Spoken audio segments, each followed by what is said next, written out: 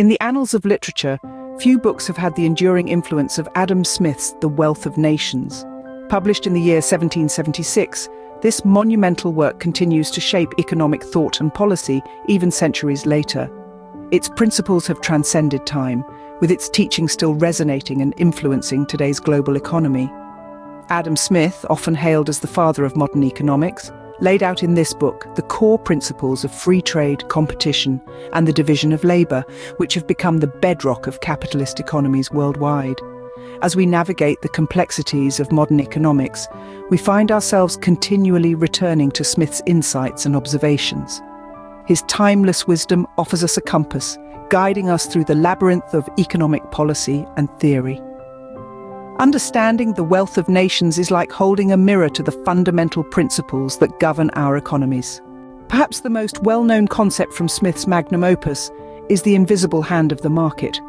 Now, what's this elusive invisible hand? In essence, it's a metaphor for the unseen forces that move the free market economy. Through individual self-interest and freedom of production as well as consumption, the best societal outcome can be achieved. It's a bit like magic, but it's also steeped in logic and human nature. Imagine a baker who wakes up at the crack of dawn to knead dough, not necessarily because he loves the world and wants to feed it, but because he needs to earn a living. Yet, in pursuing his self-interest, he contributes to society by providing fresh bread for his community. This is the invisible hand at work, guiding individuals to inadvertently benefit society through their pursuit of personal gain. Now, how does this impact free market economics? Well, in a free market, businesses compete to sell goods and services, and consumers have the freedom to choose what to buy. This competition is driven by self-interest, yet it results in diverse products, innovation, and keeps prices in check. It's the invisible hand that leads businesses to make things that people want to buy, and at a price they are willing to pay. However, it's essential to understand that the invisible hand doesn't imply that everything will always be perfect. Market failures can and do occur, but Smith's concept offers a robust argument for keeping interference to a minimum and letting the market forces do their work. Yet it's not just about economics. The invisible hand concept has wide-ranging implications, shaping political ideologies and public policies. It's been used to argue for deregulation, free trade, and lower taxes, all under the belief that the market knows best. The invisible hand principle remains a cornerstone of economic theory, shaping policies and trading systems worldwide. It's a testament to the enduring influence of Adam Smith's The Wealth of Nations, a book that continues to spark debates and inspire economic thought centuries after its publication. Smith's insights on the division of labour and its impact on productivity were revolutionary. This was the bedrock upon which he built his economic theories, and it remains a cornerstone of economic thought to this day. Smith was intrigued by the observation that when a task is broken down into smaller, more manageable parts, with different people specialising in each part, the overall work gets done more efficiently. This specialisation, he believed, led to workers developing a certain dexterity and speed in their designated tasks, thus increasing productivity. Let's think about Smith's pin factory example, a classic illustration of this concept. In the book, Smith describes a small pin factory where 10 workers, each specialising in a different aspect of the process, could produce over 48,000 pins in a day. Now, if each worker had to produce a pin from start to finish by himself, Smith argued, they could hardly make 20 pins each per day. This stark contrast in productivity highlighted the power of labour division. By breaking down the process and assigning each worker a specific task, one drawing out the wire, another straightening it, a third cutting it, and so forth, the factory was able to boost its output dramatically. Moreover, Smith noticed that labour division allowed for the introduction of machinery to automate some aspects of production.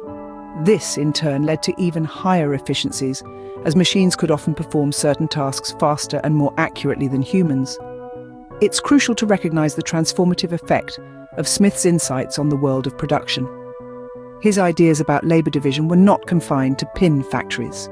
They were adopted in various industries, leading to the development of assembly lines and mass production methods, which are still in use today. Smith's division of labour concept laid the groundwork for modern production and assembly lines. His observations about productivity, efficiency, and the benefits of specialization continue to influence economic thought and practice, making The Wealth of Nations a truly revolutionary work. Smith's critique of mercantilism signaled a turning point in economic thought. Let's unpack this a bit. Mercantilism, a popular economic philosophy in the 16th to 18th centuries, held the belief that national wealth is amassed through accumulating precious metals, primarily gold and silver. It promoted governmental regulation of a nation's economy to augment state power, with a heavy emphasis on protectionism, that is, imposing high tariffs on imported goods to protect domestic industries. However, Adam Smith, in his seminal work, The Wealth of Nations, challenged these notions. He argued that wealth is not about hoarding gold or silver, but about the goods and services produced. According to Smith, the real measure of a nation's wealth is the stream of goods and services that it can produce and consume. Smith further critiqued the mercantilist approach of protectionism, advocating instead for free trade and competition. He reasoned that when countries are allowed to freely trade goods and services, they can specialize in what they do best, leading to increased efficiency and productivity. This idea, known as the principle of absolute advantage, forms the bedrock of modern international trade. Smith's views were radical for his time. They shook the very foundations of the prevailing economic thought, setting in motion a shift towards economic liberalism. His critique of mercantilism paved the way for the classical school of economic thought, which emphasizes free markets and competition. The influence of Smith's ideas has been profound and far-reaching. Today, we see his principles at work in the global economy. Free trade agreements between nations, the existence of international trade bodies, and the ongoing debates around protectionism versus free trade, all these bear the unmistakable imprint of Smith's critique of mercantilism. Yet, like all theories, Smith's ideas are not without their critics.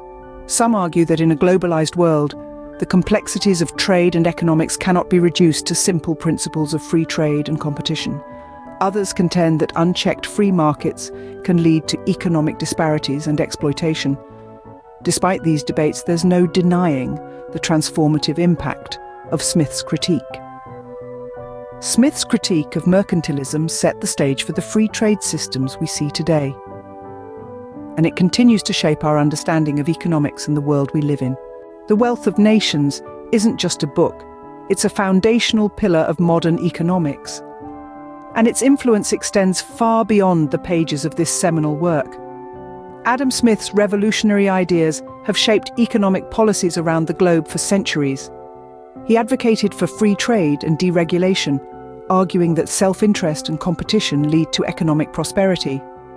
This concept has been at the heart of numerous policies, from the liberalization of trade barriers to the privatization of state-run industries. In fact, Smith's ideas have become so embedded in our economic thinking that they are often taken for granted. We see his influence everywhere, from the organization of multinational corporations to the workings of our local grocery store. His principles guide the decisions of CEOs, policymakers, and everyday consumers. But Smith's impact is not confined to economics. His thoughts on human behavior, societal norms, and moral sentiments have also made significant contributions to fields as diverse as sociology, psychology, and philosophy. He was, after all, a moral philosopher at heart. The Wealth of Nations has also played a critical role in our understanding of global trade. Smith challenged the mercantilist view that wealth was finite and that one nation's gain was another's loss. Instead, he proposed that trade could be a positive-sum game where all parties benefit.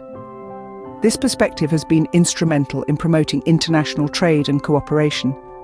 Furthermore, Smith's ideas about productivity and the division of labor have shaped the organization of businesses. His insights on specialization and efficiency have informed strategies for improving productivity, from assembly lines to modern supply chain management.